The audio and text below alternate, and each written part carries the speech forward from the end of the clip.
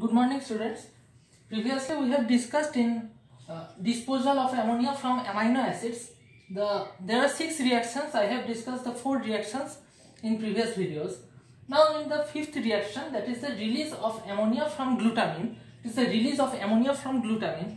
I have mentioned previously that there is a funnel function, that is different amino acids in our body funnel their amino groups as ammonia, which is fixed into the glutamate, that is the funneled into glutamate. The amino group is funneled into the glutamate, and this glutamate come to the liver, and the oxidative deamination of glutamate in liver occurs, and the transamination and oxidative deamination of glutamate in liver are togetherly called the transdeamidation. It is the most important. Now the 5th reaction is the release of ammonia from glutamine. Now why the glutamine is important?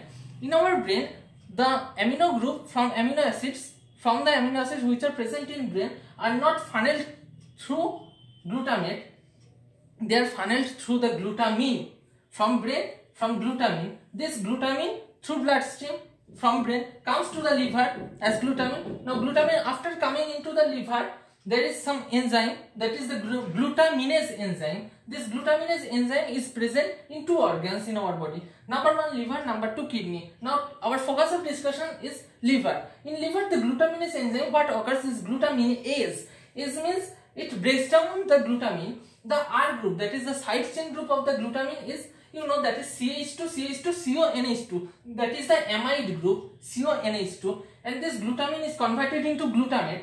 What is released? This amino group, NH2 group, will be released by the H2O molecule. H2O molecule, what it occurs, what it does? No?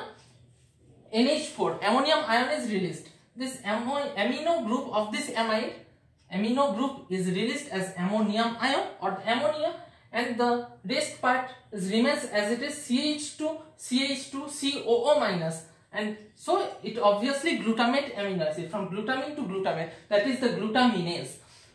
Now this glutaminase enzyme, I have previously mentioned that it is present in 2 different organs, that is 2 different tissues, that is the liver and the kidney. But hepatic glutaminase and renal glutaminase is completely different in their structure, function and their regulation. They obviously have this enzyme gene is present in different chromosomes, obviously, but the function, but it is the glutaminase. It is not the defined chromosome, the same chromosome, but its allele is different, structurally different, allelic difference, and their functional regulation is also different. Now hepatic glutaminase, it occurs when the high protein breakdown in our body. When the high protein will break down, if we intake the high protein, then the breakdown or catabolism of protein will also increase, that is the high protein breakdown. In this condition, that is obviously high energy state, high protein, high energy state. In high protein breakdown, this will activate the hepatic glutaminase. But another thing, so completely different, it will, in acidosis, this acidosis activates the renal glutaminase. There is no correlation between the hepatic and the renal glutaminase. It is completely different. Our focus of discussion on the hepatic glutaminase, high protein breakdown, so hepatic glutaminase will activate it. And this renal glutaminase will be discussed in another class, that is in alkalosis acidosis class. It is not our focus of discussion, but it is a very important point. There is a difference between the hepatic and the renal glutaminase. Renal glutaminase is activated during acidosis, and it maintains acid-base regulation of our body. Maintains acid-base regulation of body.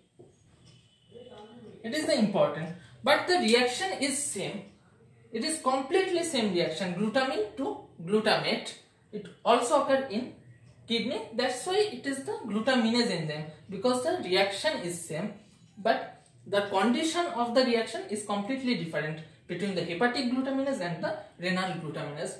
Now we have covered the 5th reaction, that is the release of ammonia from glutamine. Now come to the 6th reaction. It is our last reaction of this disposal of ammonia from amino acids.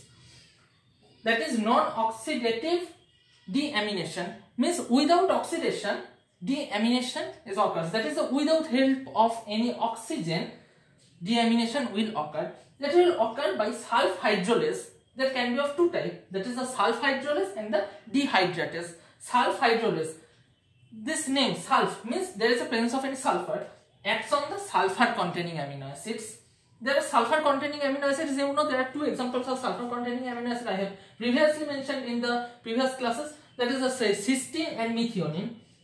Sulfur containing amino acid example cysteine and methionine. And the dehydratase, non-oxidative deamination, the second type is the dehydratase. Means dehydration will occur obviously. So there is obviously presence of the hydroxyl group in the amino acid. So acts on the hydroxyl group containing amino acid. Example you all know, that is the serine and threonine. I hope you all have understood this topic completely. I have covered the disposal of ammonia from amino acid. If you like my video, then please like, subscribe and share to your friends. Thank you.